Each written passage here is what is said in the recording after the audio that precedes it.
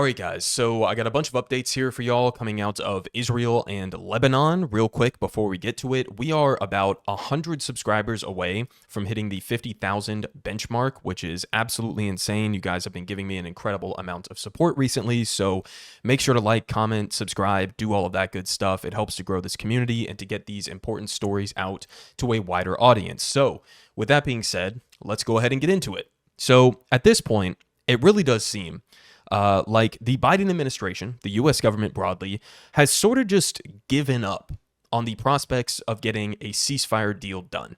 Now, this is important, not just to end the ongoing genocide in Gaza and the ongoing ethnic cleansing in the West Bank, but it's also important to get this ceasefire because if there isn't one, then we continue down this escalatory spiral towards a potential direct hot war with Hezbollah and Israel, which I think inevitably would involve the United States as well. So here we had reporting from the Wall Street Journal. Their headline is, U.S. officials concede Gaza ceasefire deal out of reach for Biden. They say the Biden administration is still pushing talks, but a breakthrough appears unlikely. Now, we've been talking about this for months. I'll get to additional reporting on this here in a second, but this notion that this is out of reach for the Biden administration, to me, is just farcical. It's ridiculous at face value. Joe Biden, if he actually wanted to force Israel into a position to agree to a ceasefire deal, then all he would have had to do is get on the phone, cut off the weapons to Israel, and tell them what needs to happen. He has that power as the main arms supplier for this genocide, as the closest ally, the defender of Israel on the world stage. He has that kind of power. He could have done this months and months and months ago. He's refused to do that. He's refused to withhold weapons in any serious capacity. He has allowed Israel to continue to escalate this, and there's no end in sight at this point. So the headline here is not a ceasefire deal is out of reach. It's that Biden has chosen. He has made a policy decision to allow Israel to continue going down this path, which, again, not only could have massive implications for the entirety of the region, but could also have massive implications for the United States as well. And as pointed out here by Emma, she says, a catastrophic legacy-defining failure. Biden thought of himself as some sort of a foreign policy wunderkind from his time on the Senate Foreign Relations Committee, but he's actually just a cocky brute, and I think that she is 100% correct there. Now, we move on because, of course, at the same time, the Biden administration is sending more weapons to Israel as the death toll in Gaza tops 41,200. Now, again, we've mentioned this a million times, but this death toll of around 40,000 has been stuck at this number for months at this point. So I would find it incredibly difficult to believe that it's not most likely tens of thousands above this estimate here, right? Now, obviously, it's very difficult to get an accurate estimate. The Gaza Health Ministry is in tatters right now due to the ongoing genocide, so it's hard logistically, especially when Israel has not and is not allowing foreign reporters to go in and to report on what's happening in Gaza. It's hard to get a real, accurate estimate, but I would be extremely shocked if the actual death toll is as low as 41,000, which, even if that was the number, would be completely unacceptable and insane. But there we have this update here that through all of this, Biden is continuing to send them weapons, which again should give you an insight, I think, in terms of how serious he is about working towards a ceasefire, right? You don't continue to send the fire if you're trying to cease the firing. Seems like that would be pretty simple. Now, again, as I pointed out, we had new reporting here, this time from Haaretz, an Israeli media outlet, where their headline is, New Evidence Reveals Netanyahu's Relentless Efforts to Block Hostage Deal. Report shows, they got a quote here, torpedo the deal. Israel's Channel 12 News exclusive report features new documents and previously unheard conversations showing Bibi's efforts to sabotage any hostage deal. Now, again, I don't know how long it's been that I've been telling you guys that Benjamin Netanyahu has been actively sabotaging any sort of prospects for a ceasefire deal, but this is not new reporting. This is not shocking reporting. I mean, these are new, apparently tapes or conversations or documents or whatever, but we've known that this has been happening for a very long time now. It's been the U.S. government, the U.S. State Department, that has been trying to gaslight the American people, and the U.S. media as well, by the way, trying to gaslight the American people that the main obstacle to getting a ceasefire is Hamas, right? Or it's some other actor. No, it's been Benjamin Netanyahu. How do we know this? Well, if you just look at his incentives, if he agreed to a ceasefire deal and he ended the genocide in Gaza, then his political coalition, the thing that is keeping him in this position of power, that is keeping his political career alive right now, would come crumbling down. So he has every incentive in the world in order to keep himself in power, to continue the genocide, to continue the illegal expansion of settlements in the West Bank, and to continue escalating with Hezbollah. That is what's keeping him alive in a political sense, okay? So it shouldn't be a mystery as to why he's been sabotaging these deals. Again, if you actually wanted to get to a deal, then the U.S. would have to exercise some of its leverage that we have over Israel in order to force them into that position. It was never going to happen through Benjamin Netanyahu's goodwill, a goodwill that never existed in the first place, right? So there was that additional reporting there from Haaretz. It'll be linked down below if you want to go and read more into that. But we also had this here. Now, I know the phrase Orwellian gets overused sometimes in a political context, but to me, this is about as Orwellian in terms of doublespeak that you could possibly ask for. Here from our boy Prem, and this is from, I believe, an Axios article. The big picture. Israeli officials said that their increasing attacks against Hezbollah are not intended to lead to war, but are an attempt to reach, and this is a real quote here, guys, de-escalation through escalation. I mean, this is war is peace, right? De-escalation through escalation. What are we doing here, guys? I mean, we had further reporting that apparently U.S. officials in the Biden administration are sort of, going along with this kind of messaging, perpetuating this kind of insane and obviously contradictory messaging here. We're going to de-escalate by drastically escalating the situation. Does that make sense to you guys? Just at face value? No, of course it doesn't. And it doesn't even make sense on a deeper level because, again, the way that you would de-escalate with Hezbollah, the tit-for-tat escalation that we've been seeing really started to ramp up since when? Since after October 7th, when Israel began their genocidal offensive inside the Gaza Strip. If you were to get a ceasefire in Gaza, then the escalation with Hezbollah naturally would stop, right? So if you wanted to get, pushing in the direction of a de-escalatory approach, you wouldn't be setting off pagers by the thousands across Lebanon and walkie-talkies and radios and whatever else in a widespread terror attack. You wouldn't be doing that, right? You wouldn't be continuing to bomb Lebanon. You would be looking for an off-ramp, right? But that's the exact opposite of what they're doing. They're going with the escalate to de-escalate approach. Whatever the fuck that means. I mean, it's almost hard to believe. I would say it's hard to believe, but at this point, it's kind of not. But it doesn't make it less insane. De-escalation through escalation. This is something they actually said, guys.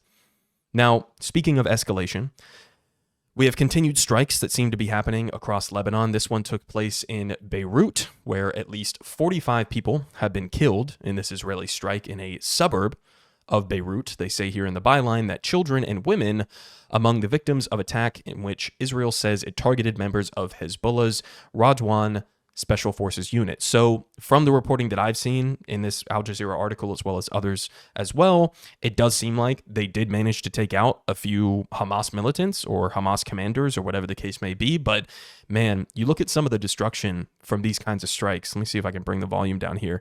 I mean, this is the aftermath of this strike on what appears to be a residential building. And again, there were women, there were children who were killed as a part of this strike. Now, of course, Israel will turn around and will say, this is as targeted as it gets, right? We're doing everything that we can to avoid civilian casualties. I mean, guys, look at this. Does flattening a residential building seem like a targeted attack? Now, you could make an argument, I guess, if you wanted to, that, 45 people killed, that's, justifiable to take out this Hezbollah commander because he was so evil and he was, Hitler 2.0 and he was going to destroy Israel or something. I don't know how you would justify it, but guys, we've seen this time and time again across Gaza. Now, we'll get to a clip here in a minute with an Israeli official, the education minister in Israel, who straight up said he wanted to turn Lebanon into Gaza, right? Wanted to flatten Lebanon to the ground. And again, the reason I bring that up is because we've seen this exact same kind of justification happen time and time again in Gaza, where they will attack schools and mosques and churches and refugee camps and UN shelters and residential buildings and farmland and water infrastructure. Everything that you could possibly imagine has been targeted, has been flattened to the ground, and every single time they give this exact same justification. Well, we believe there was a tunnel underneath that, or we flattened this residential building, killing dozens of people because there was a Hamas militant inside. Does this seem like a solid justification to you guys?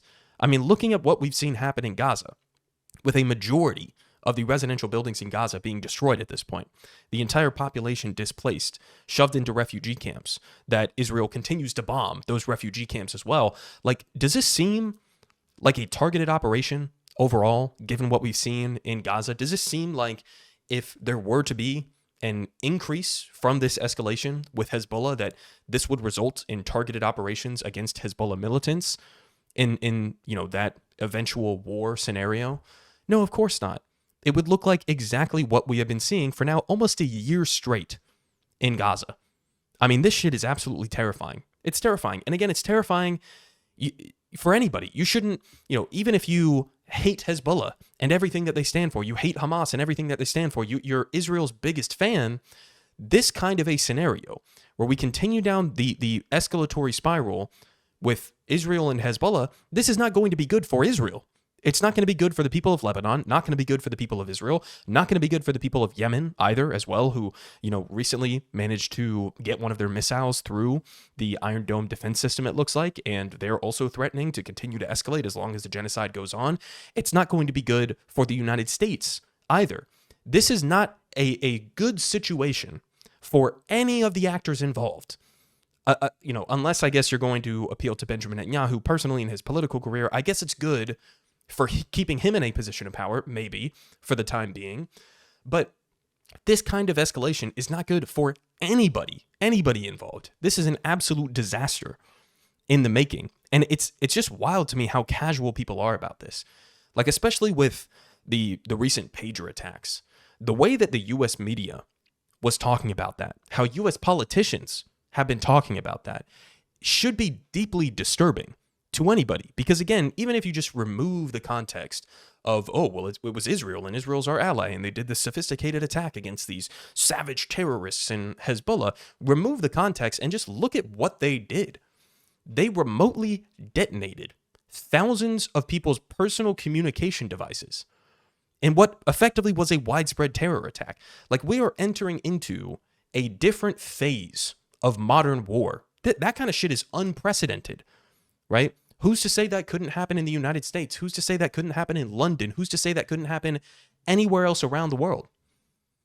This shit should be terrifying, but they discuss it in just such casual terms, as if it's nothing, as if this is never going to produce any sort of blowback.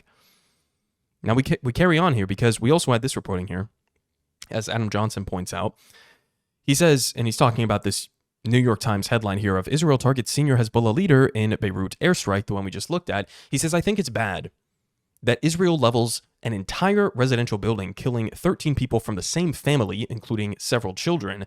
And this is how the New York Times frames the story, using slick anodyne military speak to obscure the human cost, promotes dehumanization and ignorance. And I think that he's 100% correct about this. We also had this headline here that was bumped to phones for anybody who has the New York Times alerts set on their phones. And again, here's a headline. Israel's presumed attacks in Lebanon were more psychological than strategic. Creating fear that ordinary devices can become miniature grenades. Yeah. So I think we have a word for that. That word is terrorism. That's what the word for that is. I mean, it's more psychological than strategic. So in other words, the intention of the strike was not specifically for some military advantage. It was more so to inflict widespread psychological torment of the population. So in other words, terrorism is what this is called, right?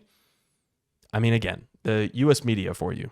Absolutely amazing. Now, We also had this chart here that's been floating around from the BBC. It covers October 7th from 2023, obviously after the Hamas attack inside of Israel. And it goes through about, the end of June to July of this year, 2024.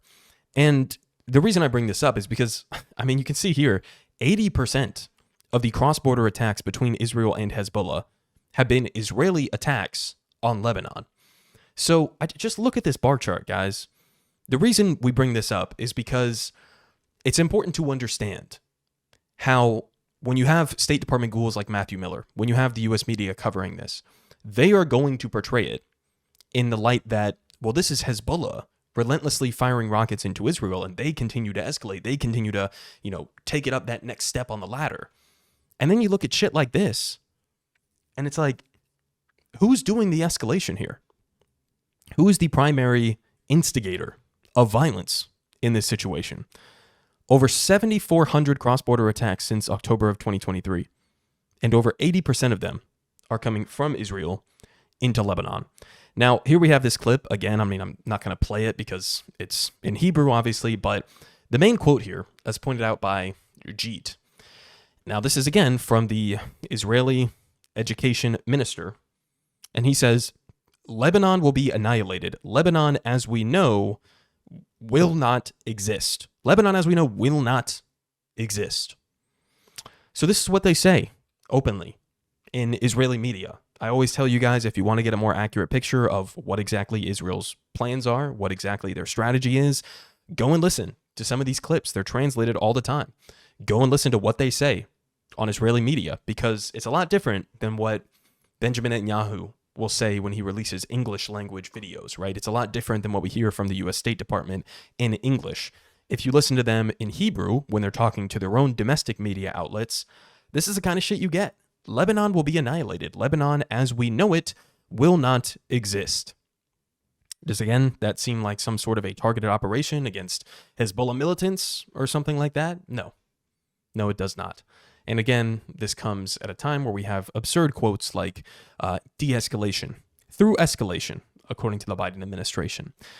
Now, this is, I don't even know how to portray this, guys, just as deeply disturbing as you could possibly imagine. So this happened, I believe, in the West Bank. And as Israel is continuing, their occupation forces are continuing with this dramatic escalation of violence in the occupied West Bank. We got this video coming out. 3 different examples, I believe it was, of IDF soldiers. West Bank. IDF soldiers in the West Bank who were throwing bodies off of the roofs. You can see one example there if we scroll by slowly here. I saw multiple different videos of this occurring. And guys, there is no way around this. This is a war crime. That's what this is. Regardless of whether or not this was a Palestinian militant or if it was a civilian, regardless if he was alive when he was thrown off the roof or if he was dead once he was being thrown off the roof. Multiple different examples here of clear and brazen war crimes. Now, obviously, the broader commentary that I think needs to be mentioned here is that Israel is illegally occupying the West Bank. They are continuing to expand their illegal settlements in the West Bank. Under international law, as far as I'm aware, people who are being illegally occupied have a right to resist that occupation. Palestinians have tried to do that in a myriad of different ways. And, the Israeli military ramping up the violence as they're ramping up the expansion of the settlements, that is totally illegal and unjustifiable. I don't believe that Israel has any right to engage in these kinds of operations in the first place, whether or not you're throwing people off the roof or not. But this is kind of shit that's been, I guess, sort of just normalized, at least here in the United States, as acceptable, right? Nobody even questions the underlying dynamics of this illegal occupying force constantly, year after year, decade after decade, doing these, so-called like security raids on the Palestinians who they are occupying. I mean, just think of if this was a different situation from the U.S. perspective. If this was, Ukrainians resisting, taking up arms and resisting Russian soldiers who are illegally occupying Ukrainian territory, how would the U.S. media cover that? How would the U.S. State Department speak about that? I mean, these are not questions we have to just float out into the ether. We've seen it. We've all seen how the U.S. media has talked about it. We've all seen how the U.S. State Department has spoken on it. It's 2 different sets of rules here. It's a completely different set of rules depending on whether or not you are a U.S. State Department designated bad guy or a U.S. State Department designated good guy. If you're one of our allies, international law does not exist for you, period. If you're one of our enemies, then you better believe that we are going to use all of the elements of international law and the power that we can wield on the international stage against you in order to hold you accountable. I mean, we saw as clear of an example of this as you could possibly ask for when it came to the International Criminal Court, trying to bring arrest warrants against Vladimir Putin. The Biden administration was fully willing to praise that effort, right? Then when it happens to Yoav Gallant and Benjamin Netanyahu, well, now we're condemning the ICC. We have Congress passing legislation trying to sanction the ICC to punish them for daring to go after one of our allies. We have the ICC prosecutors being threatened by the Israeli government behind the scenes. In some cases, this goes back years and years and years, well before even these recent examples of these arrest warrants for Netanyahu. Now, speaking of which, we also have here, as pointed out by Kenneth Roth, he says, if the International Criminal Court affirms the requested arrest warrant for Netanyahu this week, it would make him an international fugitive when he appears before the UN General Assembly on Friday. So it is possible that, within the next week or so, we're going to get an update on this, and we could find out whether or not Netanyahu is going to have active arrest warrants out from the International Criminal Court. So we know that he's been trying to sabotage this a million different ways since it was announced, but we'll see if it ends up being successful. I mean, if Benjamin Netanyahu is not a wanted war criminal, then I would dare to try to think about who potentially could be, right? If he can get away through these international institutions with the crimes that he has committed in Gaza and in the West Bank for that matter, then I think that says a lot about our international institutions that we currently have in place. We also had this tweet here from Holly, just pointing out what's happened over the last month or so. And this is not a comprehensive list, to say the least, but number one, Israeli snipers in the West Bank killed a 16-year-old girl who was looking out of a window. Number two, Israeli snipers killed a 26-year-old American woman who was peacefully protesting. We covered that story here on the channel of Igi, who was, again, an American citizen, killed by an Israeli sniper in what seems to be a brutal and intentional murder. We also have number three here, members of the IDF kicked a body off a roof that I just showed you guys. Number four, a doctor was tortured to death in Israeli custody. Still no update from the U.S. on the torture camps like the one in Steve Tiemann that we covered on this channel as well. And finally, we have the UN asked that Israeli officers stop trying to derail investigations into sexual assault on Palestinian detainees. The list goes on and on. This is just September. This is just September, guys. Now, another story that I've seen on repeat where I have to go back and check because I'm like, I feel like I've seen this headline just the week before, but it's not because they're posting the same stories over and over. It's because it keeps happening.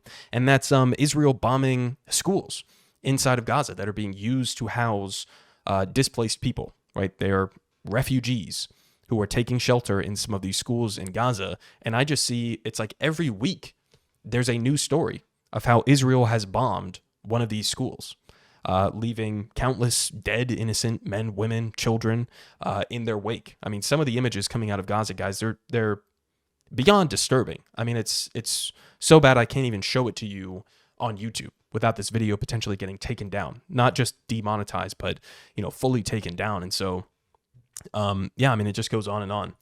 Finally, we have this, just as a reminder to everybody that it's not just that the Biden administration's policy in regards to Israel, and also let's also call out Kamala Harris at the same time and also call out Donald Trump at the same time because they effectively have the same policy as the Biden administration. But it's important to point out that it's not just morally bankrupt. It's also politically a massive liability, right? So here we have some recent polling from CBS YouGov. 61% of Americans oppose weapons aid to Israel's assault in Gaza. 77% of Democrats, 63% of self-identifying moderates reject the U.S. sending weapons to Israel. They continue 77% of those under 30, so people in my age bracket, oppose weapons aid to Israel. 75% of Black Americans and 66% of women. I mean, guys, it's a clear majority. It's a clear majority across the board of Americans who oppose sending weapons to support this genocide. The numbers get even higher when you're talking about core constituencies that Kamala Harris needs to win the election in November. When you're talking about young Americans, when you're talking about black Americans, when you're talking about female Americans, these are all core constituencies that she needs to overwhelmingly win in order to secure the victory.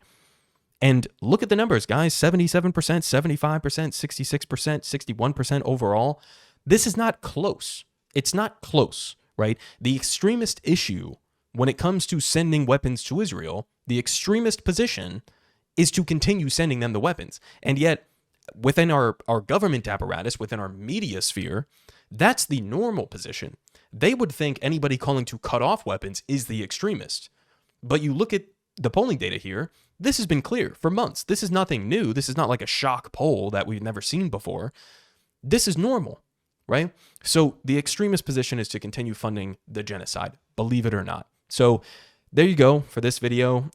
There's a lot of stuff that I could have included in this video that I don't think that we had time for. But yeah, I mean, it's a terrifying situation, guys. It genuinely is. You have effectively, this drastic escalation that's happening, Israel unfurling new forms of warfare and terrorism that we've never seen before, and you have this dramatic escalation towards a broader regional war that at this point seems more inevitable than it ever has. And at the same time, you have the Biden administration that's just fucking throwing their hands up in the air. They're just giving up on the prospects of a ceasefire deal because they're totally unwilling to use any of the leverage that they have at their disposal in order to check Israel. Politic guy has the best politic.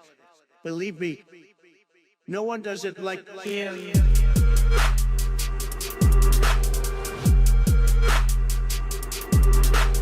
Believe me.